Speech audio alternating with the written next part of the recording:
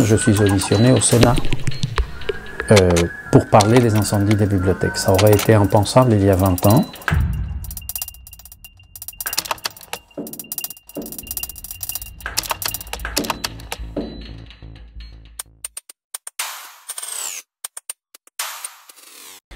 C'est plus qu'une hypothèse ou des hypothèses, c'est un ensemble, disons, ce que j'ai essayé, c'est de rendre intelligible un phénomène pour lequel il y avait très peu de paroles prises à l'époque, qu'on connaissait mal et qui avait du mal à rentrer dans l'espace public de discussion au sein de la démocratie.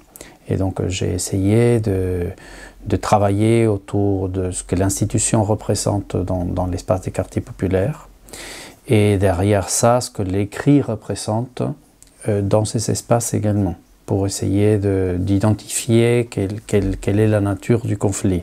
Ce qui m'a amené à essayer de comprendre d'une part le rôle de la bibliothèque qui avait évolué dans le temps, pour aller vite de la bibliothèque populaire vers la bibliothèque municipale et d'une génération de militants plus habitués, formés, orientés par l'idée d'éducation populaire, c'est-à-dire une volonté d'amener une culture et l'accès à une culture vers un groupe social qui a été pensé d'une certaine façon, à des bibliothécaires plus jeunes qui se pensent à travers d'autres coordonnées, notamment celles de la pluralité, de la diversité, des espaces ouverts et accueillants, plus que dans une volonté de former un groupe social ou de lui donner des éléments de réflexion pour les conflits sociaux qui seraient les leurs.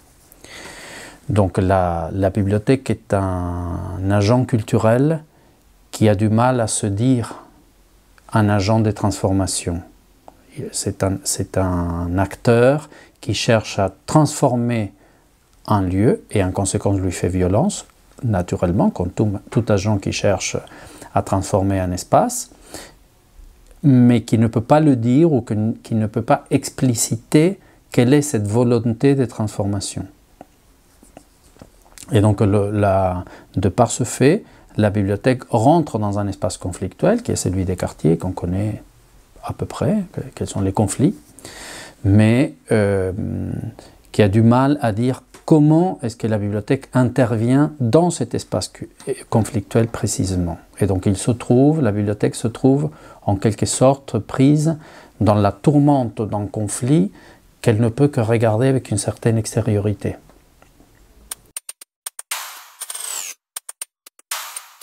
Oui, mais qui a du mal à se dire, parce que le bibliothécaire de la bibliothèque populaire ou le bibliothécaire des anciennes générations, peut-être il ne se donnait pas à voir lui-même ou il ne se considérait pas lui-même comme un savant, mais comme un médiateur qui donnait accès à la culture savante. Tandis que le bibliothécaire d'aujourd'hui a du mal à dire où se trouve la culture savante. Qu'est-ce qui est savant? Et en conséquence, à quoi est-ce qu'on devrait avoir tendance à pouvoir y accéder? Comme qui donne un outil à l'autre, une arme, par l'accès à ce monde savant. Mais il le fait quand même. Mais il le fait sans pouvoir l'avouer. Sans le vouloir, et avec probablement les meilleures intentions du monde, le bibliothécaire, il est possible qu'il tourne le dos à celui qui devait être son allié en lui disant « Tiens, lis ça plutôt que ça. Je te conseille. Au lieu de « je réponds à ton désir, je te donne à lire ce que tu veux », lui dire « je te conseille ceci ». C'est ce qui faisait beaucoup. Le bibliothécaire d'ancienne génération, l'agent culturel d'ancienne génération était beaucoup mieux armé pour pouvoir se mettre debout devant la culture et dire « pour toi c'est ceci ». Au risque de me tromper et de faire violence, c'est ce que je te propose. Le bibliothécaire d'aujourd'hui a beaucoup de mal.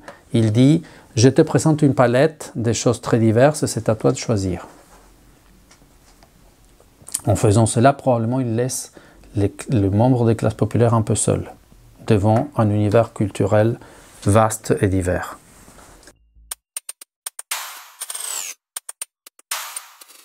Les bibliothèques ont évolué par une dimension principale, c'est l'attention qui a été prêtée à la bibliothèque comme lieu. Disons, il y a une attention prêtée non seulement aux collections, aux ouvrages, aux produits culturels, mais aussi aux lieux. Et le lieu comme espace de culture, comme espace d'accueil, comme espace où les gens puissent habiter le monde autrement que dans les espaces qui sont déjà disponibles, la maison et les autres lieux de culture qui sont rares dans les quartiers populaires dont on parle. Et donc la bibliothèque a évolué dans un très bon sens. Hein. Ils sont beaucoup moins des espaces remplis de livres comme les vieilles bibliothèques des quartiers qui étaient pleines jusqu'à l'os de livres pour avoir des fauteuils, des espaces agréables, des lieux de rencontre, des espaces de travail collectif, des prises de parole, Internet et la technologie qui a beaucoup pénétré ces espaces en permettant de les différencier, de les diversifier. Donc ça c'est l'évolution la plus notoire, en devenant un espace architectural qui communique beaucoup mieux avec l'espace du quartier, avec la rue, et donc plus de transparence, plus de visibilité, moins un espace où on rentre pour se cacher et se protéger, mais pour être en communication avec le lieu.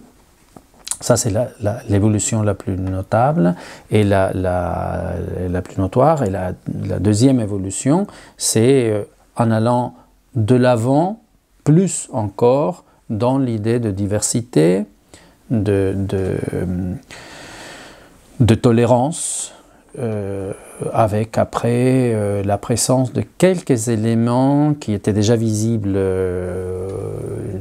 quand j'ai écrit ce livre, mais il y a eu d'autres travaux après, mais quand j'ai écrit ce livre, et qui sont le combat contre le sexisme et le racisme, pour le dire vite. Et là, il y a eu une volonté très affirmée de ces agents culturels, de la bibliothèque comme agent culturel. Et ça se maintient comme une volonté ferme, je dirais. C'est la seule volonté d'action politique directe qui est revendiquée par les bibliothécaires et par les bibliothèques, comme une lutte contre l'obscurantisme ou contre le racisme ou contre l'autoritarisme, contre le machisme, etc. Mais c'est en défense de l'idée de démocratie, comme la démocratie comprise comme une idée de diversité et de tolérance.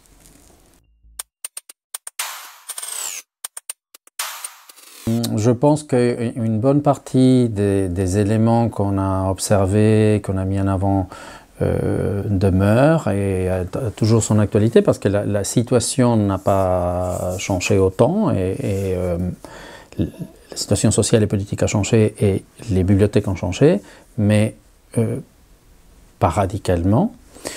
Et donc il y a un certain nombre d'éléments qui sont les mêmes. Et il y en a d'autres qui ne sont plus